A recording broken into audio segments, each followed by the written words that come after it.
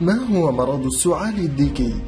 هو مرض جرثومي حاد يشمل السبيل التنفسي، ويتميز بسعال يستمر من 4 إلى 8 أسابيع، ويعتبر المرض أكثر خطورة عند الأطفال الرضع.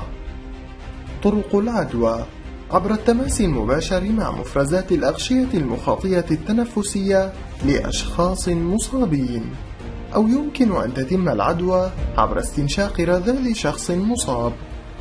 الأعراض السريرية تقسم إلى 3 مراحل: المرحلة النزلية، مرحلة نوبات السعال، مرحلة النقاهة.